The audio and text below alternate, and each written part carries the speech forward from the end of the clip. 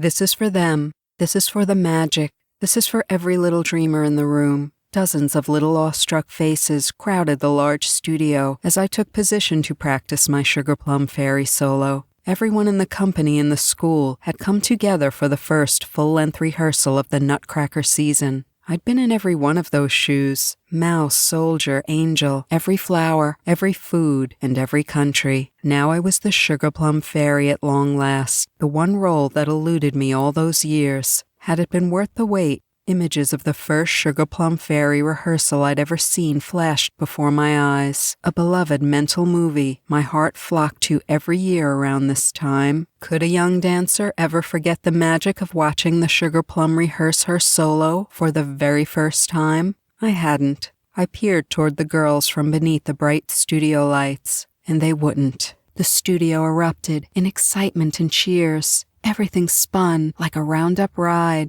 but I stood and I smiled. Worth the wait. The studio would stop spinning soon. I curtsied, riding the joy, and made sure to face every direction. If only the rest of my life could stop spinning too. Sergei Prokofiev's music filled my heart with adolescent passion as I rehearsed the Romeo and Juliet balcony scene with Klaus. Each haunting note set me on fire, a slow burning and all-consuming fire that was as pure as it was intense. I was Juliet, and I was supposed to be in love. It was allowed. On that stage, it was okay to forget how much Klaus had hurt me in the past. And it was okay to show love for a man other than my fiancé. I watched Klaus use up the whole stage, impressing me with the perfect combination of charisma and virtuosity in turns and jumps that were faster and higher in person than on YouTube. "Why you here?" He touched my cheek. "Why, after all these years?" The spell of the music and the moment slipped away. But then, magic. The fog dissipated slowly, as if it too wanted to announce Romeo's presence. The music softened, pulsating like a heartbeat,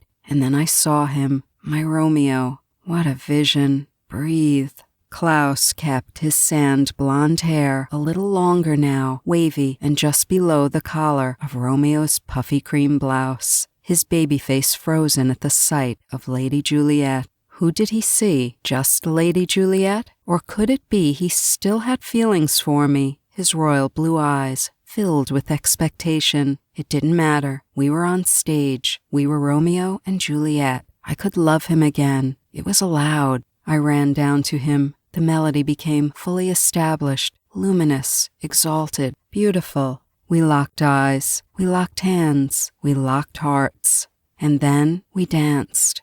I was in the moment, and this time I was able to stay in the moment, wrapped in the red cloak of desire, allowing Romeo to seduce Juliet completely. Klaus held my hands, his grip tight, palms sweaty, and lifted me in the air as if I were an ethereal being. Our connection was tender. He was attentive, and I was receptive. Time and again, he begged me to stay. He wanted me to stay. He wanted to show his love, and lost in the moment, I melted in Klaus's arms, aware only of his strong body pressed against my small frame. I didn't want to stop kissing him, but Juliet had to run up to the balcony. Oh, Juliet, Juliet, why? She should have stayed.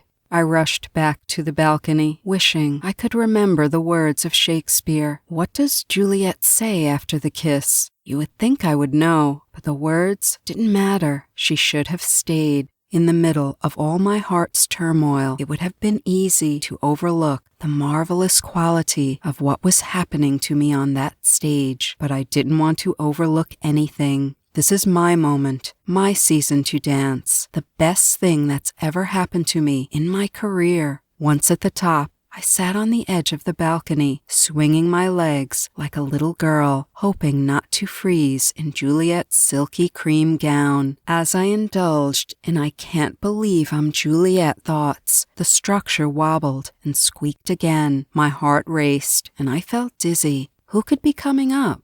"No way," I whispered, spotting Klaus.